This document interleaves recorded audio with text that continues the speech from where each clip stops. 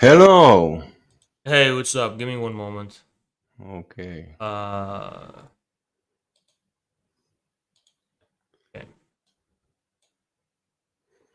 All right.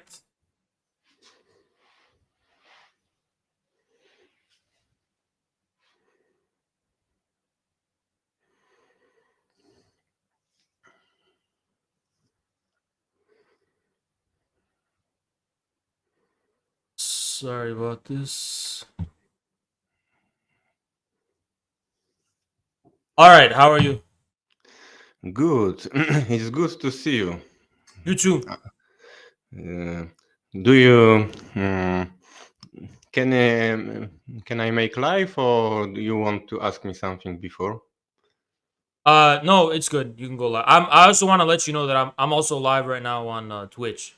Ah, it's good. So hello to comrades from your. So hello. Today we will speak with comrade from USA, comrade Has, who make a YouTube channel Infrared. Hello, comrade. Uh, And maybe I will. I watched some of your videos, and I saw that sometimes or often you speak about the socialist bloc, especially about the Soviet Union and East Germany. But do you know the history of Polish communist movement? um, I don't. I'm not very familiar with the history of the movement. I just have a brief familiarity with some details of the Polish communist state history throughout the Cold War, leading to the 80s and so on. Uh, yes, because I wanted to start a discussion from this subject because I think that for you and for the conversation which is now in American YouTube, the question of the communism and the patriotism, and also your discussion with Jason Unruh. I think that the history of the communist movement in Poland is very interesting. So maybe briefly I will say some words about this. So before Second World War, we had one party which was a section of the Third International. It was Communist Party of Poland.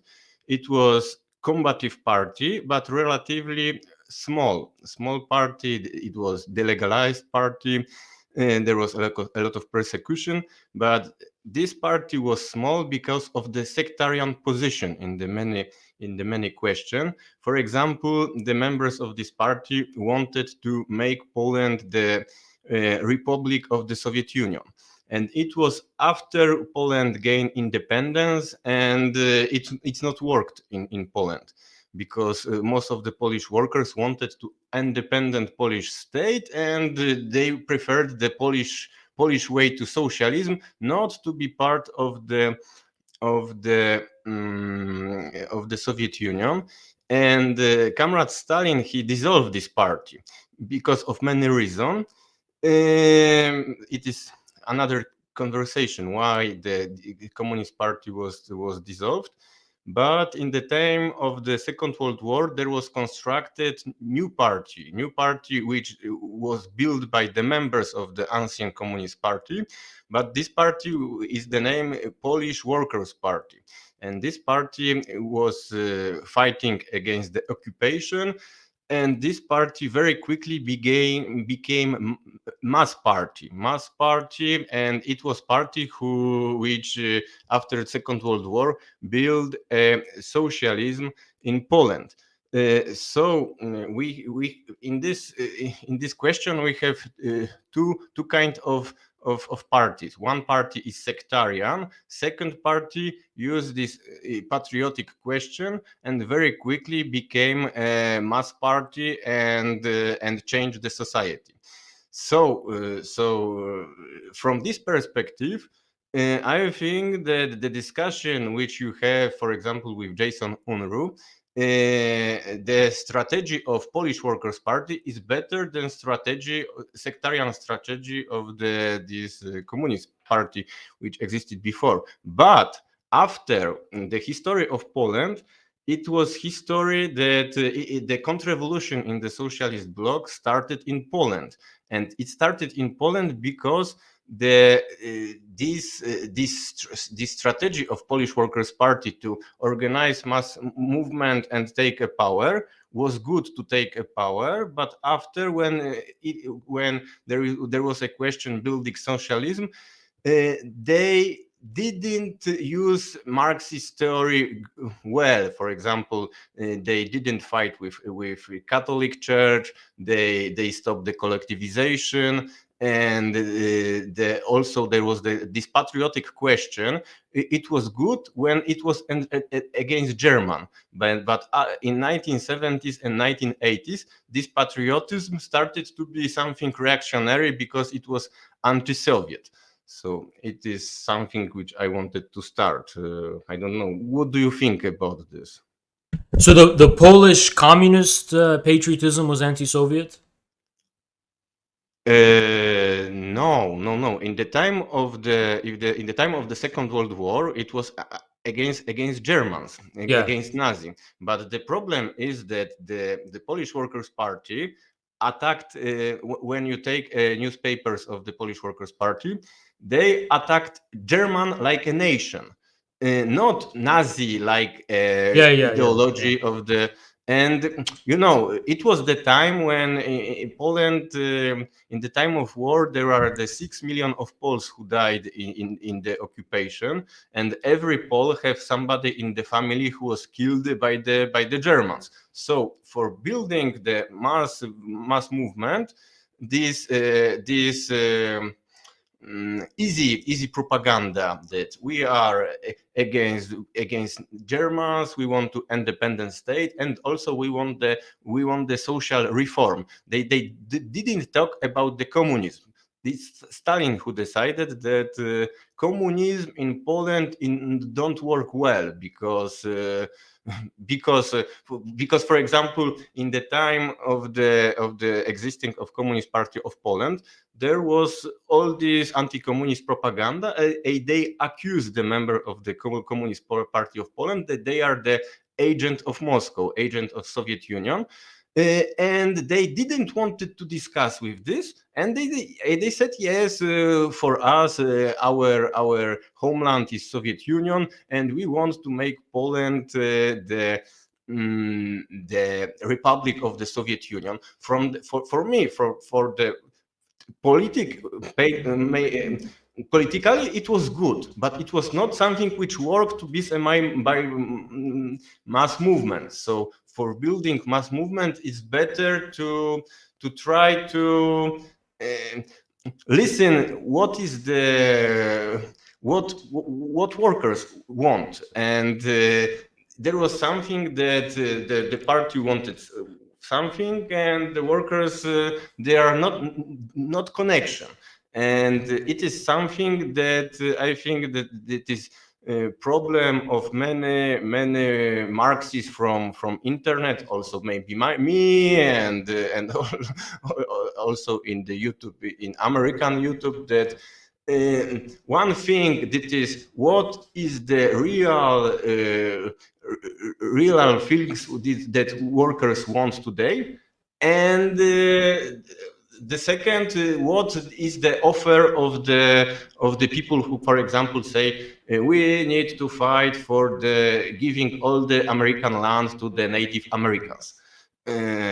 So maybe from the moral perspective, it is something which is just, but it will be never something which you organize the workers in the USA. So I think that in this discussion which you may have with Jason Unruh, you are realist, and you are bigger chance, bigger chance to build movement, because from this other perspective, third world Maoism, it's it's not working.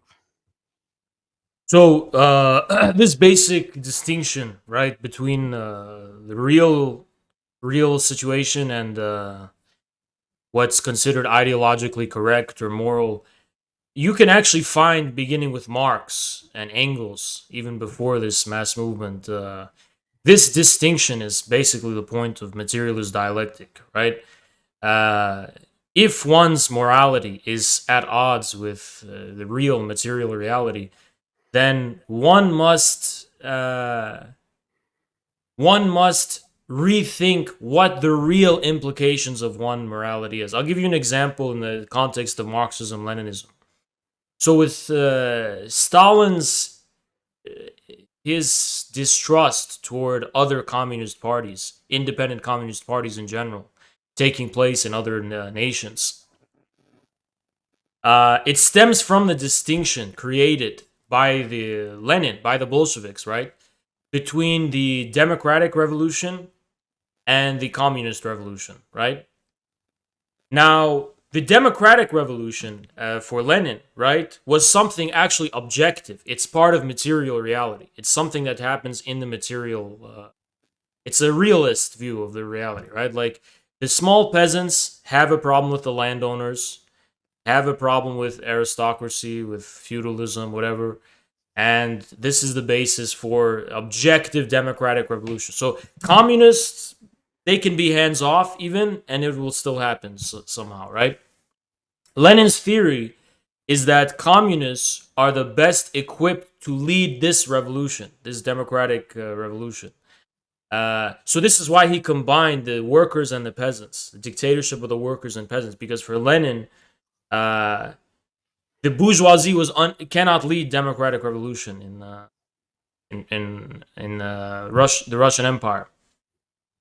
So up toward Stalin, when Stalin was fighting against his own party bureaucracy when he was in the 30s and when he assumed power, and even later through the 40s, Stalin's whole goal was basically to reduce the power of the Communist Party and the communist ideologists and so on, and strengthen the more objective and realist structures of the Soviet state. Because for Stalin, state was not just a subjective reality of ideology and morality and so on. It had an objective.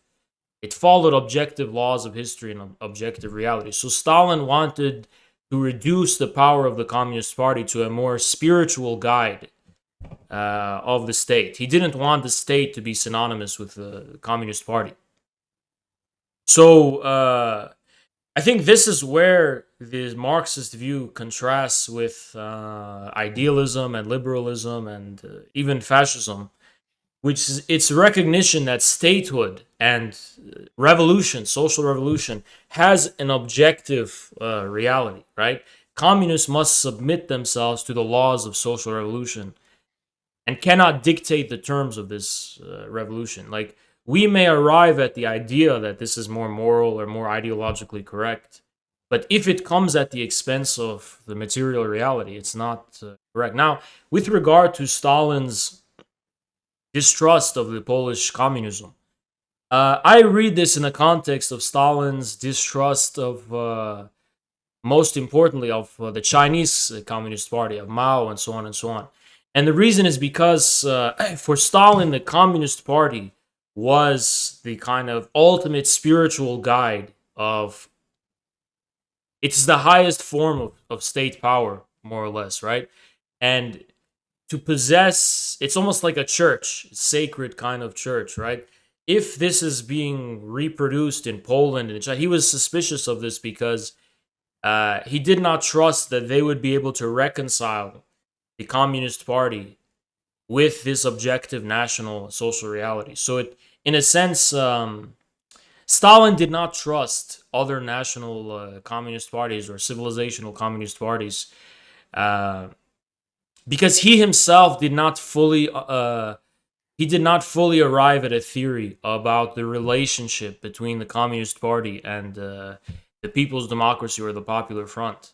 He just took it for granted, right? It was almost like how should I put it?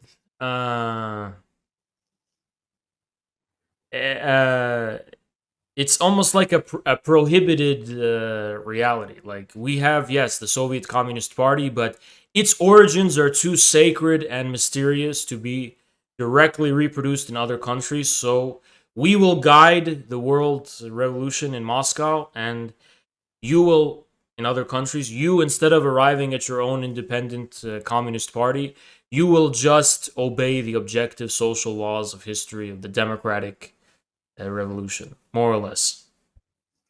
Yes, but I think that there wasn't one Stalin. You have one Stalin in 1930s, who are in the charge of the Soviet Union, and this problem which existed in Communist Party of Poland existed in other section of the Third International, and in the time of the Second World War, the Soviet Union and the communists from the Third International, they decided that this strategy that failed because in every European countries the fascism take power, and these communist parties were very very weak. So we have one strategy in 1930s where the communist parties have to obey the Communist Party of the Soviet Union and make exactly the same thing like in the Soviet Union, but the strategy in the 1944 1945 is different. This strategy for the Polish Workers' Party was different. That there are in the leadership of this Polish Workers' Party, there are the communists who wanted in every article make citation of Stalin, and Stalin said no, don't do this, don't do this, because if you all the time you will say you are Stalinist, you support Soviet Union, you want collectivization, and you need to be party which is based in your culture, in your country, because it will be better to build a mass movement and popularity for this. So there is one strategy before the Second World War, and the creation of the countries like Poland, Czechoslovakia, etc., is different, and it's my remark. Uh, so, what was different after the Second World War? The in the because all the Europe was occupied by the Nazis, and because there was a collaboration of the elites in the occupied zone, the Polish bourgeoisie, Polish aristocracy, they collaborated with the Nazis.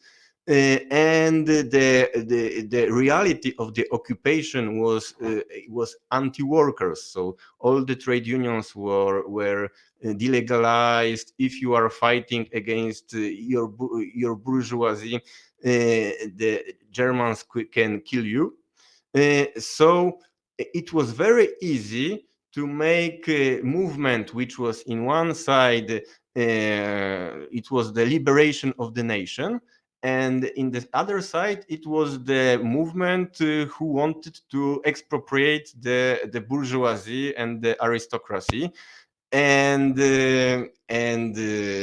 because it was something common to all these Eastern Europe countries, it was very easy to build mass movement or the working people and say all these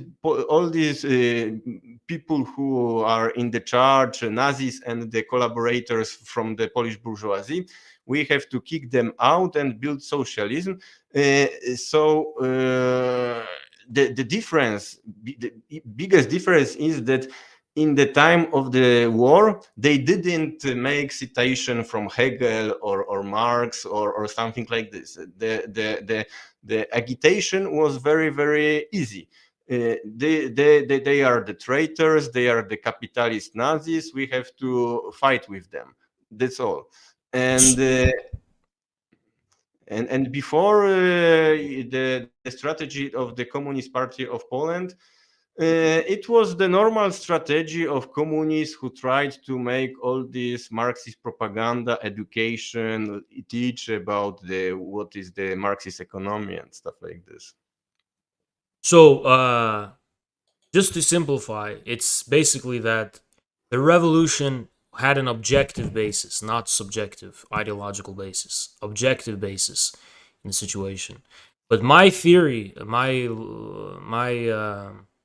interpretation of Marxism Leninism is that, in a sense, all social revolution, whether in a period of wartime occupation by a foreign power or not, must be patriotic because uh, the objective social revolution, which is the contradiction and antagonism between establishments, aristocrats, landowners, and basically social parasites, right? And the small proprietor peasantry, small petite bourgeoisie, democratic petite bourgeoisie, as Lenin put it, that is an objective revolution. That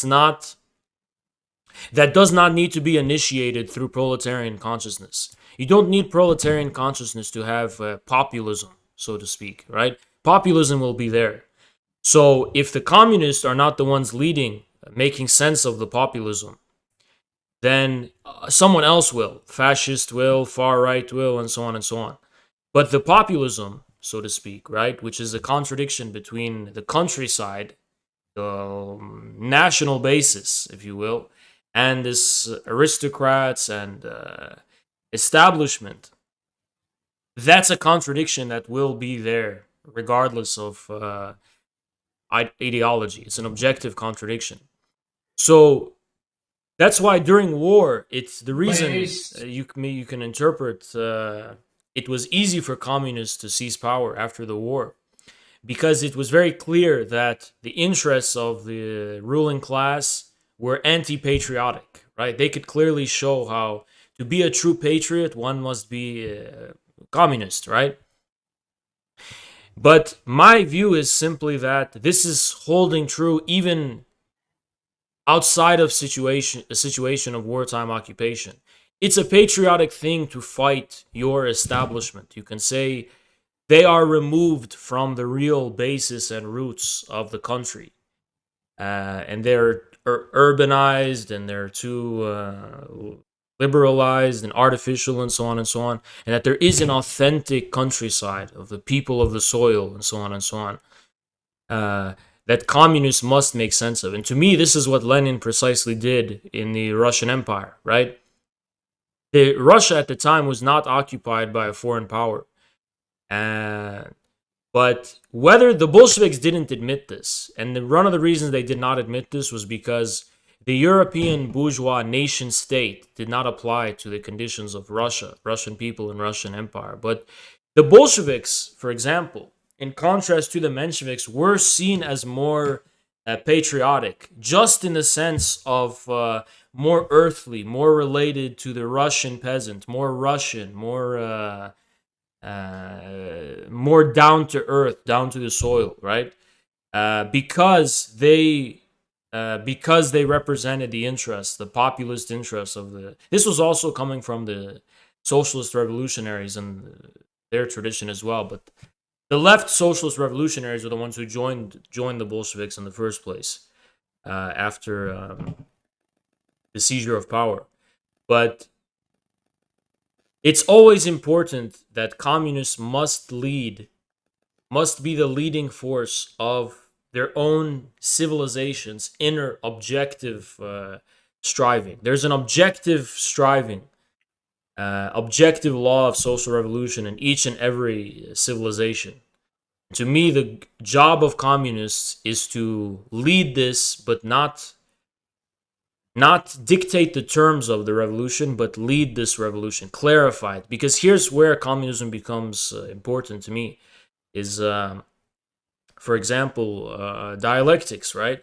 If one falls into the error of one-sidedness, you will not be able to successfully lead a social revolution in your country. Trump in the United States failed to lead this social revolution the popular movement against the establishment because, well, he was in bed with the ruling class anyway, but he completely failed. He couldn't understand the necessary contradictions. Um, for example, that yes, while the establishment must be overthrown. There must be some kind of alternative, and so on and so on. So, to me, communists should make the case that the right wing populists and fascists and so on and so on, they're fake patriots because they will fail. They will, just like how in the aftermath of World War II, if you were a kind of fascist or right winger, you're not a patriot, right? You're going against the interests of your own people. Just like that, communists should always be the ones to say others will fail to lead this revolution. I think that in this question of Russian revolution, you can be right, but you are not right when you spoke about Lenin. I will explain. You could be right because the February Revolution we could consider like a revolution which was a little bit inspired by the patriotism, but because there was all this question that the monarchy in Russia, it was the German monarchy, that the all these Nikolai Romanov, his wife when in the time of the war, she became one of the leader of the Russia, and because of her romance with Rasputin, the dynasty, German dynasty in the Russia, was something very unpopular. And the February Revolution, it was spontaneous movement, not organized by Lenin, not organized by Menshevik, but it was spontaneous movement starting by the strike of the women, which in a few days became a revolution, and the Tsarism was destroyed. So in this perspective, where when we have Russian people which are ruled by the German dynasty, and there was a lot of hatred against this dynasty, it could be right. But the position of Lenin was different. Lenin, in the first days of the war, he said that the position of the Russian communists should be that our enemy is our government. We need to fight that the Russia in this war will fail. And also this split in the government of the Soviets in the time of the Treaty of Brest-Litovsk, because it was the Yeah, coalition it's of it's Bolshevik. it's it's okay because I'm familiar with the history, right? I know this history, okay? But you have misunderstood me. So Yes. you're talking about the European-inspired nationalism within Russia, specifically in the context of the First World War. Of course, Lenin is opposed to this. As I said, the European nation state does not satisfy the real depth and basis of the Russian civilization. The February Revolution was not the was more of an urban bourgeois revolution, right? It wasn't the revolution of peace, land, and bread. Now we talk about peace, which was a context of opposing World War One. But what about land and bread? Well, land and bread is precisely an appeal to the Russian peasant majority within the Russian Empire. And this is what the February Revolution was unable to deliver upon. The February Revolution was not authentically patriotic in the sense of the Russian patriotism of World War II because it did not have its basis in the Russian people, the real peasants, right? It was trying to adopt the foreign model of the European nation state nationalism. Now, Lenin did not talk about the deep roots of Russian civilization and so on, because the language with which to articulate this did not yet exist. But if we believe that Stalin was the most faithful student of Lenin, then it's very clear that the Bolsheviks' grounding in the authentically Russian civilization, like even before Peter the Great, as Stalin put it. Stalin viewed Peter the Great as a westernizer, a Germanizer. He wanted to, in a sense, return to Ivan the Terrible. So Stalin did view that there was a unique grounding in a deeper Russian civilization that's not reducible to European nation state. I need to make it very clear because on the internet and on Twitter, there has been this huge slander of our position on the question of patriotism. It has nothing to do with the context of World War One. During World War One, the nationalisms of World War One and this so-called patriotism was, as Lenin pointed out, a war of the imperialist bourgeoisie. He's not just an ideological talking point. It was objectively the fact. It wasn't a reflection of some authentic reality of the country in these countries. It was a war that was started from the top down, right? By the oligarchies and establishments and so on and so on. So it wasn't like a populist war in a sense, right? Uh, so I need to make very clear. Yes, Lenin was against what he called the social patriots and the chauvinists and so on and so on. But during that time, that was the context of World War One, right? In terms of the unique realities of the Russian civilization, to be against that war was to be a true patriot in the Stalinist sense of the word, right? Because this war was initiated, started, and fought on the terms of the Europeanized Russian elites at the expense of the broad Russian majority. So I think that's why I need to intervene and say there's a misunderstanding. Of course, Lenin was not explicitly some kind of particularly some kind of patriot. But as we see from the consequences of his unique discovery, specifically through the Stalin years leading to the Great Patriotic War, he was authentically a Russian Marxist, in contrast to the Mensheviks and the rest who were just Europeanized.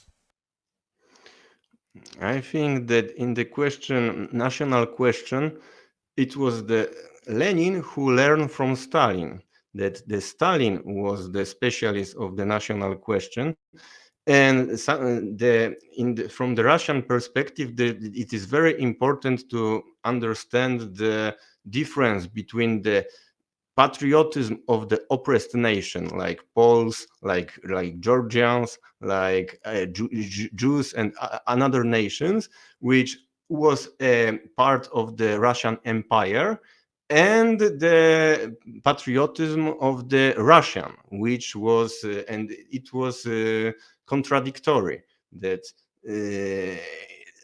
I think that Lenin thought that in the same time the patriotism of the oppressed nation, it is something which is good, and the patriotism of Russian, it is bad, it is reactionary. But that's only because, and again, during the context of that time, patriotism would mean war with other countries, right?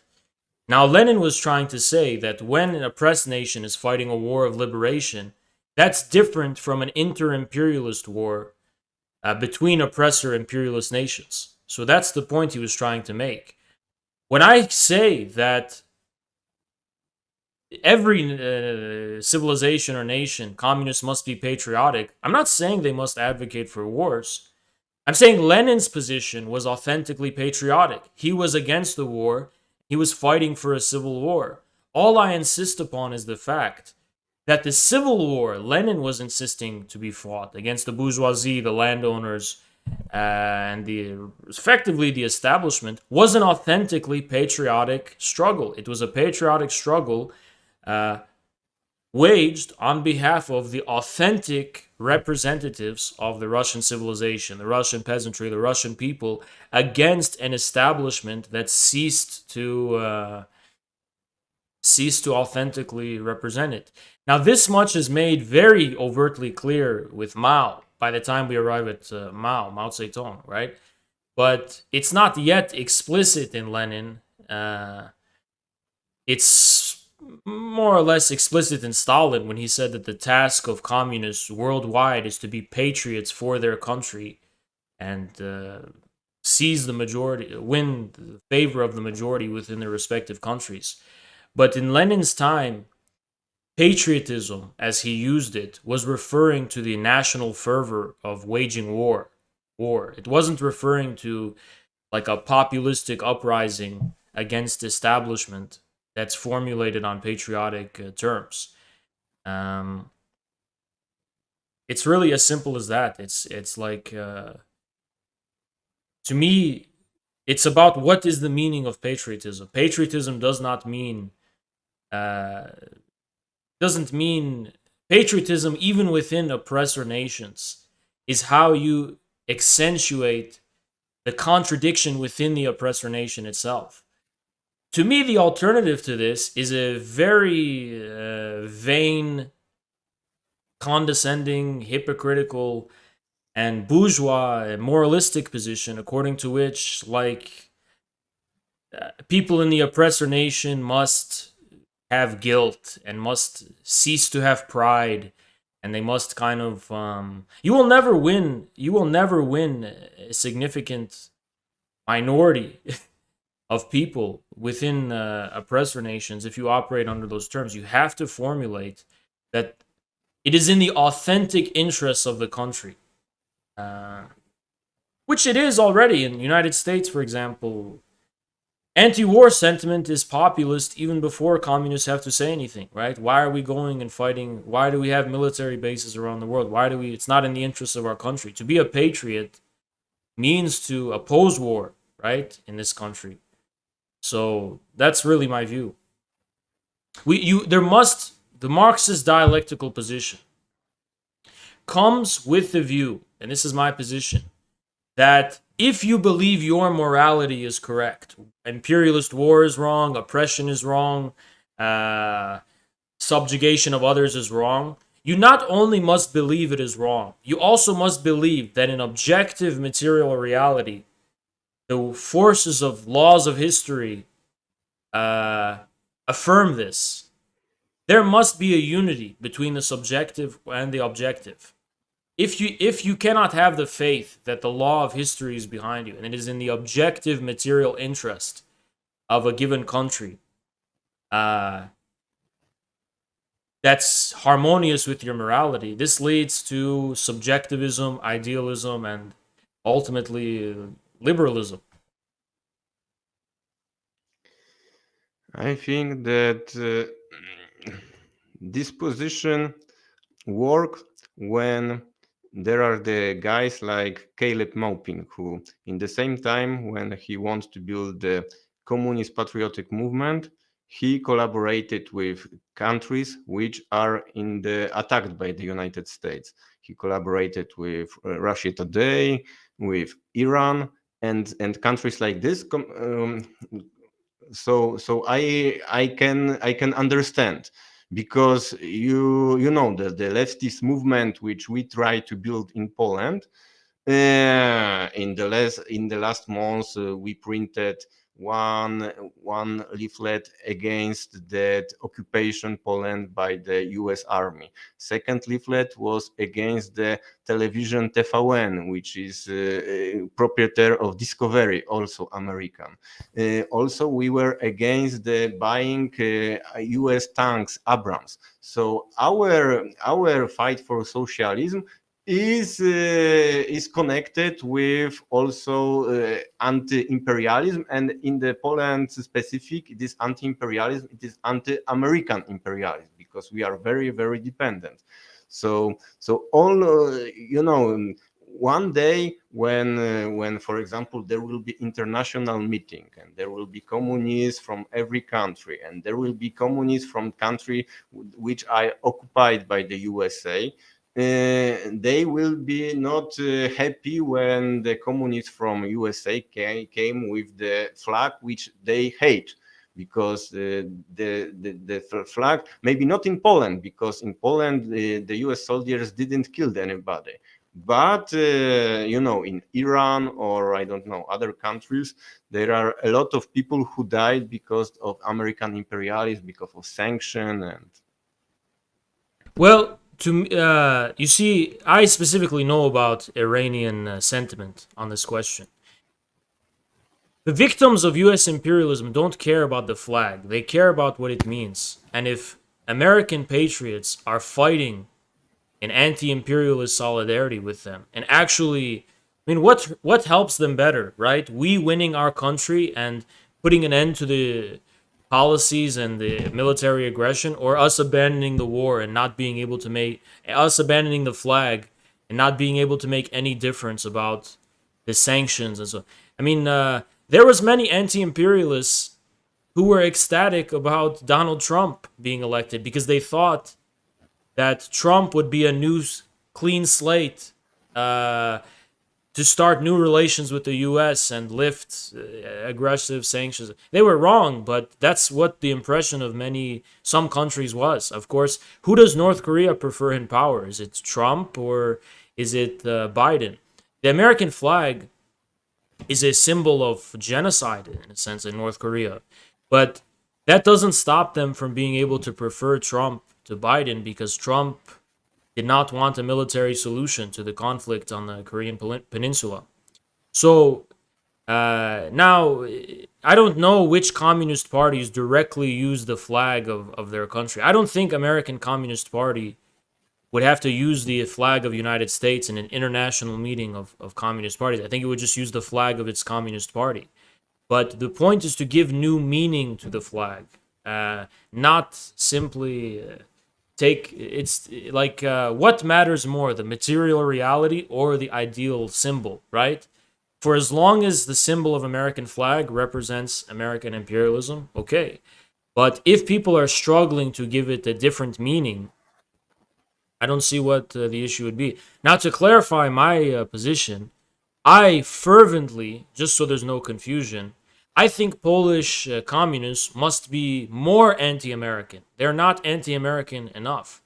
They need to be extreme and more like Iranian anti-Americans, burn the flag, and so on and so on.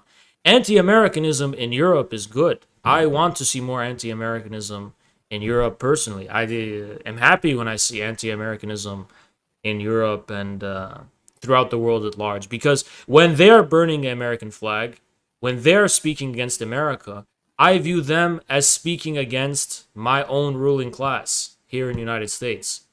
Uh, because it's the ruling class of the United States which uh, has its power secured and consolidated by having its tentacles across the world. Its influence in Poland is the same as its influence here, right? To the extent that it's powerful in Poland, our ruling class is powerful here.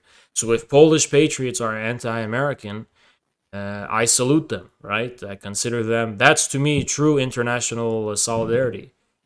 Uh, so I understand there can be confusion when it comes to the use of symbols, but we have to focus on the material reality of the symbol. What does it mean, right? American patriots, uh,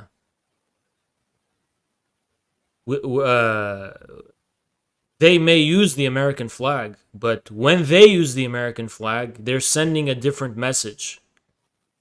Their message is basically that we are the authentic representatives of American people, or we want to be the authentic representatives of this country, its history, Voidborn donated $20. and its civilization and reality, and so on and so on. And this has been the position of the Popular Front since the 1930s. Whether your country's anti-imperialist or not, it's a given that communists must be. Sorry, whether your country's fighting a war of anti-imperialism or not, the only chance communists have to seize power in respective countries is to be the best patriots. But remember, patriotism does not mean uh, doing whatever is in the interests of your ruling class or your establishment or your government, or even doing what's going to, in the short term, increase the standard of living of your population. It means to, in the long term, represent the authentic interests of your country. My view is humanist. I think, as a humanist, as human beings, our interests are for humanity as a whole, right? And human beings have different nations and countries and civilizations. And each one of those civilizations is based on our common humanity. It's my view. So I would like to ask you, I watched your video about the Communist Party of the USA, and I can say that the Communist Party of Poland, there are very similar guys for this from the USA, and it is not compliment. So the question is why the Communist Party, which before Second World War was something very strong in USA and something combative, today is something ridicule and why? Well, it has to do to me with a misinterpretation of the theory of the Popular Front. So our Communist Party in the United States thinks that the lesson from the Popular Front is that it must tail the Democrats because the Democrats represent the authentic people, nation, and so on and so on. And that Popular Front means all of this identity politics and this intersectionality, this an anti-Marxist theory that came out of our universities, that this represents Popular Front.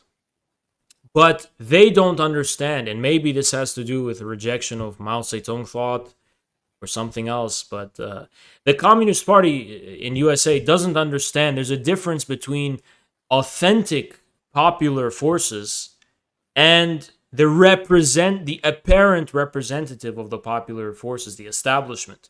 They don't have a good theory of the conflict between masses and establishments is the main issue of so to me, for example, I agree with theory of the Popular Front, but in the United States, to me, this must be the context of the Communist Party should align itself with anti-establishment populist forces like the People's Party or other kind of third-party initiatives, something like that, right?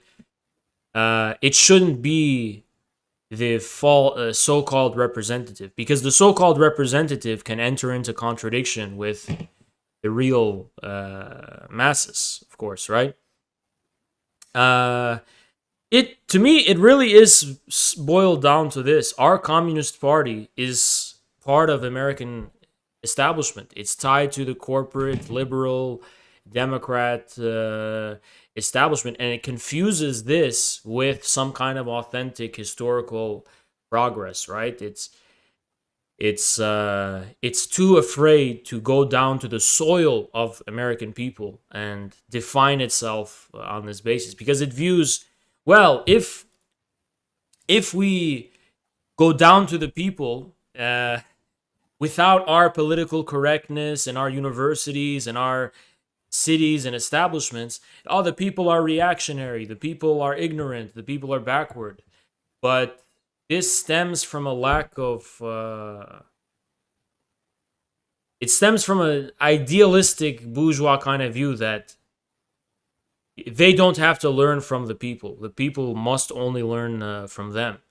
And also, if, for example, the people are wrong, they have bad views on abortion and other gay marriage, whatever other kinds of issues, if you are ultimately correct, you must have the internal confidence that you can persuade them or put it into terms that make sense to them.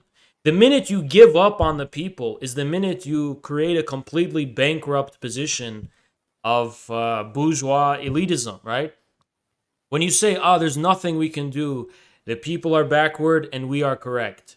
One cannot be a communist if they have this view. You must do self-criticism and ask, why do I fail to persuade the masses?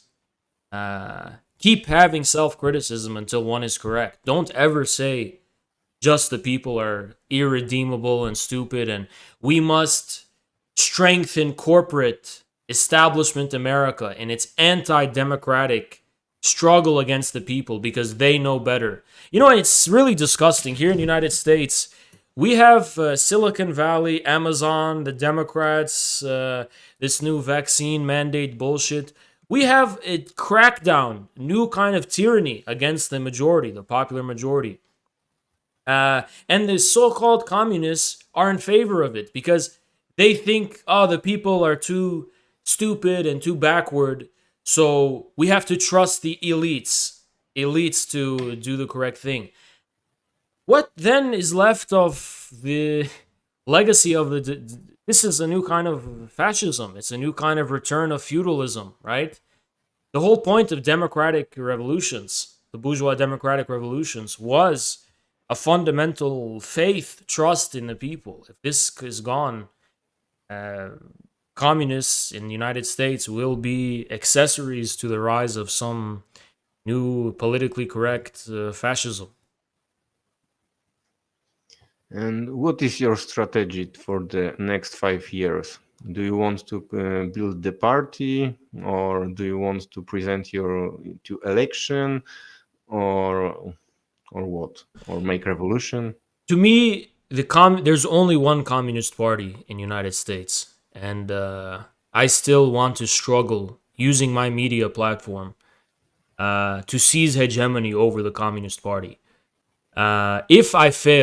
If we fail to make inroads into that party, then my theory is the party form itself of a communist party is obsolete. There can be no communist party, and we should simply be in a populist party like the People's Party and go from there. But I don't believe that. I still believe in party form, but it's almost a theological question at this point, right? It's like with Catholicism, there is one church, right? There can be multiple churches.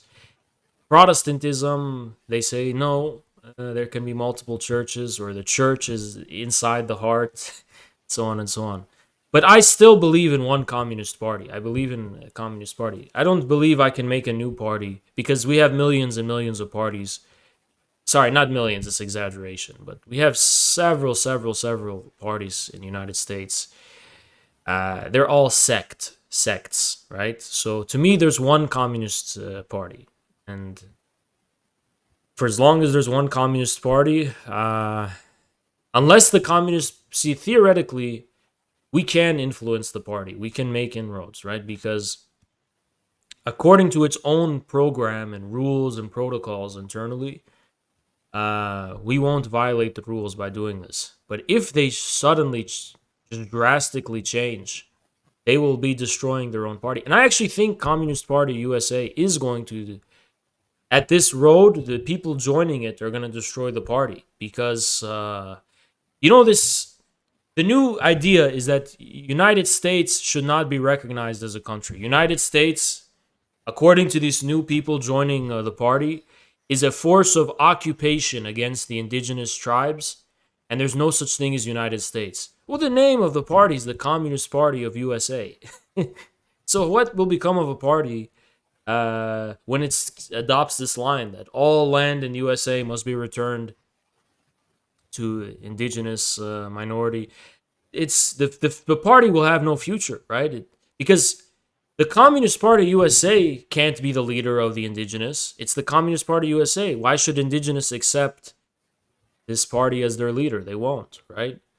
So they're leading it down a road of destruction, is what I see. But I want to do my best to stop that. If the party is destroyed, then the goal will then be reconstitute the Communist Party in some kind of way.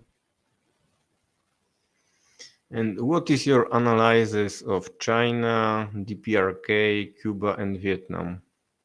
Specifically, I view China as the Hegelian idea of world spirit. The world spirit shifts to different countries, right? Hegel in his time thought Germany was the place of the world spirit, right? You can maybe say in 20th century, America was the world spirit, right? It was the number one driving force of modernization in the world. It was the leader of the global market and the global economy and so on and so on. And it was the land of the future, right? But today, this has shifted to China. China is today the site of the world spirit. China is the future. It's not the Chinese geopolitical strategy to replace America as an imperialist power, but to be a guiding force. Not using force like military, but just being an objective example to follow and influence and so on and so on. So to me, I don't just see China as a victim of U.S. imperialism. I see China as the future, as a growing power of the future of humankind, and probably the most advanced civilization of the world today, right? So that's important. On the DPRK, I think DPRK has obviously had many economic problems because of US sanctions in the past 2 decades, but to me, the DPRK is the sole legitimate bearer of the authentic and independent Korean civilization. So South Korea is a colony of the United States. So to me, North Korea contains the history, the tradition, the how should I say, the dormant powers of Korean people and Korean civilization. So to me, there is a big future ahead for North Korea. I have a positive, optimistic view. Vietnam, I'm not too familiar with Vietnam. I heard recent news that Vietnam is working toward getting closer to solving its diplomatic issues with China diplomatically and not. I hope they don't collaborate with the United States against China in any of the disputes going forward. I hope they resolve it in a manner befitting of fraternal socialist states. Beyond this, I'm not really that familiar with Vietnam. Finally, on the question of Cuba, I think Cuba is an interesting example because Cuba seems like it's undergoing a lot of changes, but the conservatives, by conservative I mean conservative communists, they are getting the upper hand in Cuba now. Cuba is not liberalizing. It's not becoming, how should I say? It's not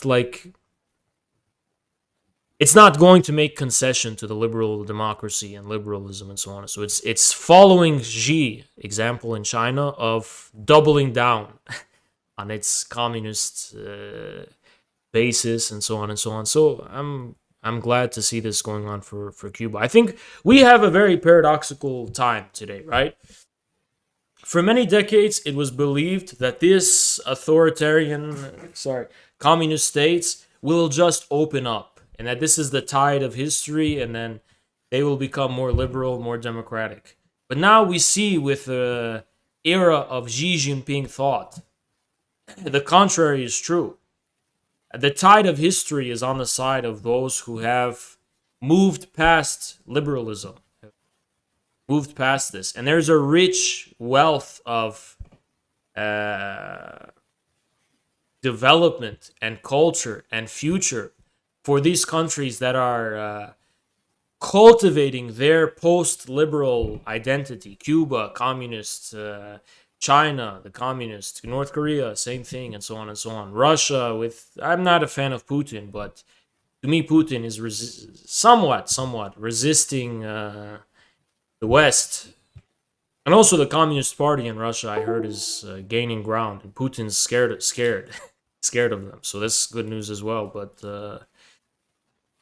this post-liberal, post-American, specifically See, to me, Americanism is globalism. Americanism is universal culture, universal values, human rights, so on and so on. We are moving into a post-American era. And to me, American socialist patriotism is geopolitically post-American. We must, as American communists, focus inward, internally. Yes, we must examine and embrace the indigenous Native American. They have a big part to play to shape the identity of America, always have. Also, the black population, Hispanic, and so on and so on. But we must focus inward and arrive at our own unique, particular civilization or identity or something, right? America can no longer be the universal state. We must be just another state, right? You have Poland, you have France, you have Germany, Britain, Greece, whatever. And we must also have America, just as another country, no longer as the universal America. Yes, but don't you think that this question about these countries was the analysis of the future, and the reform of Deng was very similar to reform which taken place in Poland few years earlier in the time of Gierek. And in 1970s, he started to make the Polish economy, socialist economy, was uh, collaborating with the Western banks and Western technologies. And in the first years, it provoked a big growth of the economy. So 1971, 72, 73, 74, the Polish economy was growing very, very fast. But in the time of the crisis in 1979, it's finished, and it was the first crisis in the socialist state, because normally in socialist state the difference between the economic, the socialism and capitalism is that because of the central plan economy in the socialism, there are no something like crisis. In Poland we have crisis in 1979, and a few years later it provoked the counter-revolution in Poland. And do you think that this class of the millionaires or billionaires which are now in China, that they also will try to make counter-revolution or China, or maybe Xi Jinping, he will make something like Stalin in 1929? It's interesting. So I don't know too much about the Polish history, but to me, was not the economic reform also correspond to a political liberalization? Liberalization. Oh, in Poland, there was also very active the Catholic Church movement. Yeah. So we have the Catholic Church movement. We have the working strike people who are demands in 1980s when they starting to strike in Poland. They wanted the better socialism. They wanted that socialism is socialism, not the economy was in crisis, Yeah, yeah, and there was and some things was reserved only for the people from the directors of the parties. So yeah, workers were angry, and these workers were manipulated by the anti-communists, by the church. It was the time when the Polish Pope became the Pope, the Paul became a Pope. So a lot of people. It was the time of the big reaction in the time of the ideology. The yeah, socialism in 1950s was something popular in the young Poles, because there was a lot of enthusiasm to rebuilding Poland. The Poland was destroyed, and the young workers became a member of the Workers' Party, and they they wanted to build something new which didn't exist before. But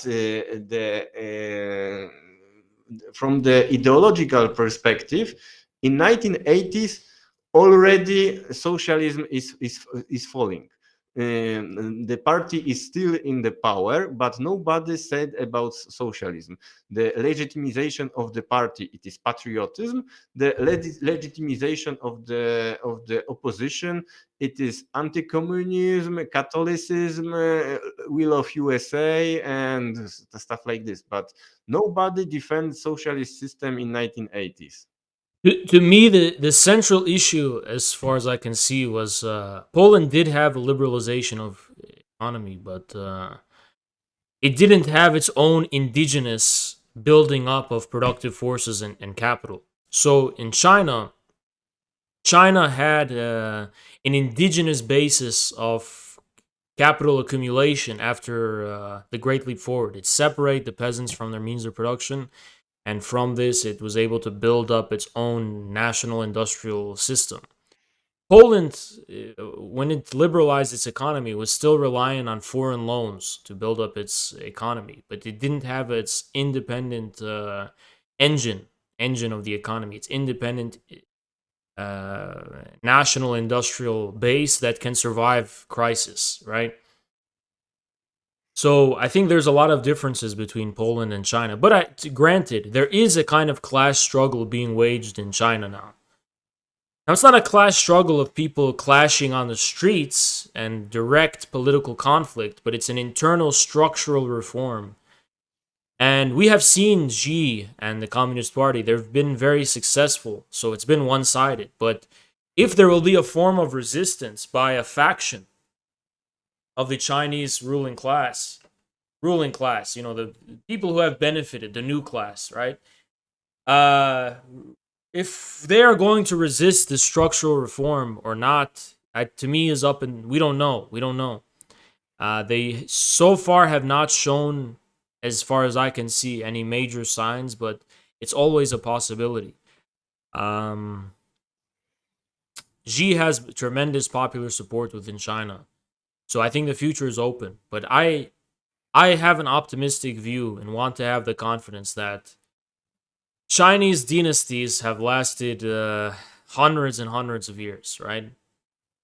I hope we are out of the 20th century and into an era in which it's possible for the first time the Communist Party may rule for thousands of years. It may rule for many, many centuries to come. Many people speculate China has finally arrived at its breaking point. But what if China has gotten to a point of the party has become harmonious with the Chinese civilization? The period of troubles and turmoil is over, right? The age of civil wars and revolutions and so on and so on.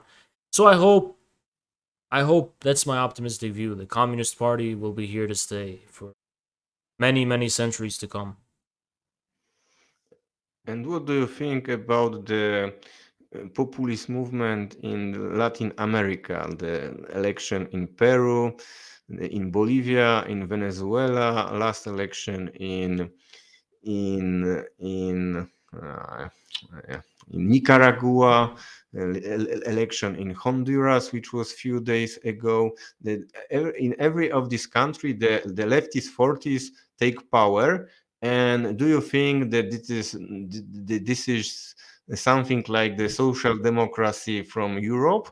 So it will be normal capitalist system, but a little leftist, or you think that it is chance for changing, that they will try to, I don't know, to make something other than capitalism?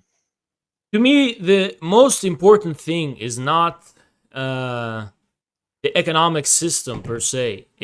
One has to have both the geopolitical, sociological, and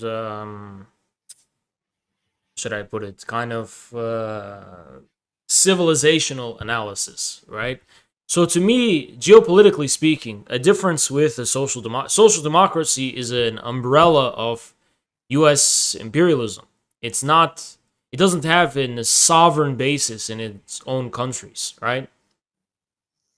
To me, this populism within Latin America represents authentic striving to create sovereign power of Latin American power, right? Sovereign from United States, sovereign from foreign capital, sovereign from this. So to me, the most important thing is to build independent industrial and economic base to no longer be reliant on the United States. Now, experimenting with different social system is then possible, right? First, you must win the sovereignty. You must win this self-determination and win being able to build a state of your own people. Then you have the freedom to experiment with different social systems, right? Some countries in Latin America want to experiment with Bitcoin and so on. We see Venezuela has done socialistic experiments of socialistic forms of ownership and so on and so on. But these are only made possible because they are representing an broader indigenous movement to create the sovereignty of the people in those countries and the civilization. To me, the Latin American movements we should not just see the world ideologically, right? The world is not an ideological conflict between different ideologies. It's also a geopolitical and civilizational conflict. So we should also view Latin American communism within the context of the unique Latin American civilization. What is Latin America? What does it represent? What kind of countries are Latin America? What form of state would they have? What culture? What people? And so on and so on. These are very, very important questions. The communists have been successful in Latin America because they have been the most successful, as in China, as in Soviet Union, so on and so on, in representing this, right? This unique reality. So, to me, Latin America is a kind of mystery to me, right? Because we don't know there's a word multipolarity, right? There's different polarities.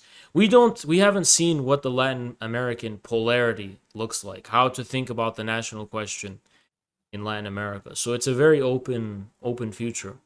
But what I will say is that a big personal inspiration to me and my view of things like populism and so on was Chavismo, Hugo Chavez, his movement.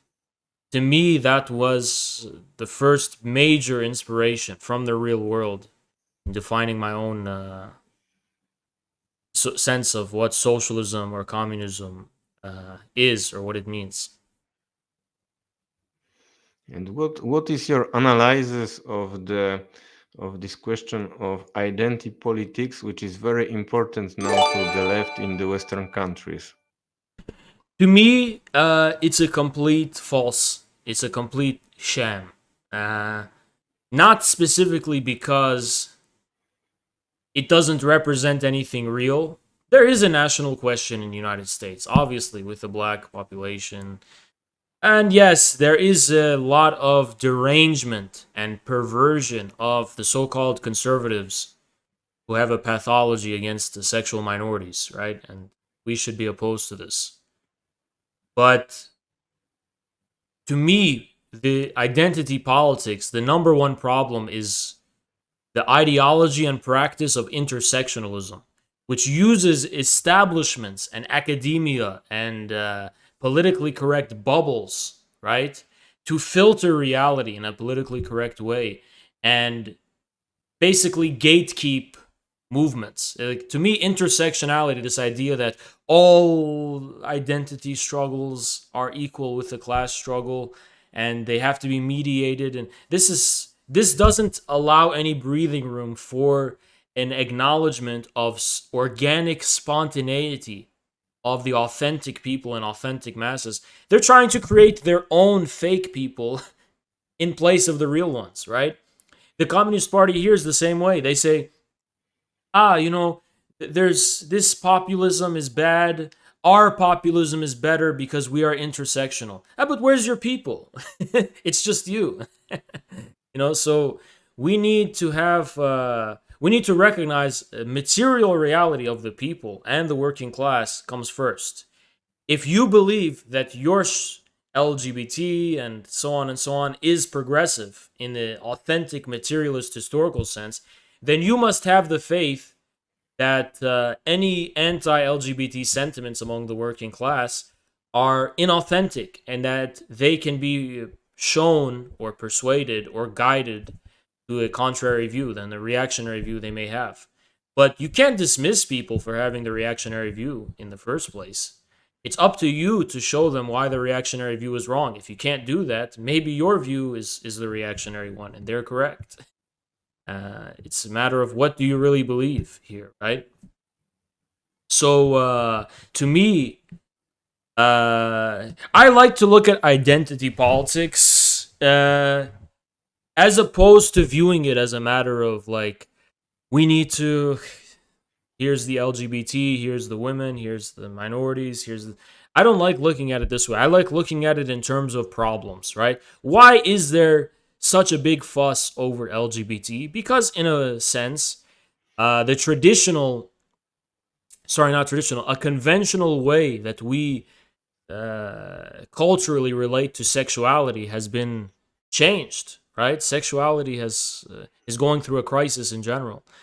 Communists should just be at peace with that fact. We should be at peace with the fact that with the internet and with mass media, and there's no longer a direct sense of familiarity in terms of sexuality and so on. So we should just be reconciled with that fact instead of focusing so much on the symptom. We should get to the root cause, right? And why it is many people have anti-LGBT views is because they're experiencing a turmoil of their own traditional sexual norms and so on and so on. We shouldn't become extreme here and like embrace this turmoil and say this turmoil is a good thing. We should try to find a way to show people they can be at peace with their traditional gender and sexual norms while at the same time not being threatened by the sexual minorities. So that's my view. Okay. Maybe do you want to ask something about Poland or France? Because I am living in France. I am not living in Poland. I am in Poland. Me, like thousands of Poles in my generation, we emigrated in the time when the Poland became a member of the European Union. So the many people emigrated because it is easy way to change your salary to a little bigger. Uh, I guess I would ask among the Polish left. Sometimes in some ex-communist states, you see a divide. You see a more pro-American left and a more pro-Russian left. Is this the same in Poland, or? It's difficult to say that it is divide. I can say that this divide is that 98% is pro-American. So Okay. so you in my channel you can find an interview which I made with Mateusz Piskorski. He was a leader of the party Zmiana. It is change in English, and he tried to build the party which wanted to fight that Polish will not be member of NATO, that the American will go from Poland, and he was arrested. He was imprisoned 3 years. He was accused that he is a Russian spy, and still he can't leave Poland because all the time the process is that is trial that 3-4 times a year they are there are something, but so it is very long procedure. It was in from 19 so from 2016 to 2019. He was in jail. Now he is in his house, but he can't leave Poland. The most of the Polish left is very pro-American. So if you looked the history of the Poland, it was the time of the rule of the social democracy in 2001 2005, when Poland sent Polish troops to Afghanistan, Polish sent troops to Iraq, Poles decided to build in Poland the prison for CIA, and Poland was active in the colored revolution in Ukraine in 2004, And so the Polish social democracy is very, very active in the supporting imperialism. All the time they are very active. All the time they organize something against Belarus, against Lukashenko. So we have licitation. Which party is the most pro-American? One party which is now in power, PIS, Law and Justice, and the Social Democracy. They try to fight. Who will be the guy who ruling Poland in the name of the America? And because social democracy have money, because they have structure, so all the medias leftist medias, which of course are very, very weak. My YouTube channel in Polish language is the same popularity like the social democracy, which is now in parliament. And I don't have money, I don't have sponsor, I don't have money from the state. But it's a problem because we have corruption. This corruption which existed in Democratic Party, when you have some lefties who wanted to make a career, and if you want to be published like intelligentsia, you have to be in good relation with the social democracy. And social democracy all the time they support this imperialist politic of the USA. And when Piskorski was in prison, everybody were silent about this. Today, when Assange is in prison, everybody is silent. But when the Navalny or the somebody like Protasiewicz in Belarus, they speak about this all the time. You, as a foreign observer, right, I see parallels with American situation, some in some kind of way. My view, my impression is that a Polish communism, revived communist movement, has no future among the existing Polish left at all. To me, even Polish left may even be a more dangerous enemy than the populist right to an extent. Populist right is obviously very reactionary, vile, dangerous, and so on. But uh, to me, probably most important and successful position the Polish communists can adopt is precisely the one that had gotten I imagine he may be your comrade in prison, which is probably why he was put in prison in the first place, because it has so much explosive potential to start something. Is a populist Polish patriotism against the EU, and that's an important one too, because when economic crisis comes, it's important to blame the EU. EU is important to blame because EU represents Polish being part of the polarity of the Western European countries and Germany specifically.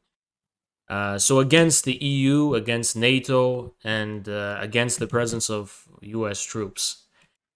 It may be an unpopular position now, but I think it's a firm position that will be able to build some kind of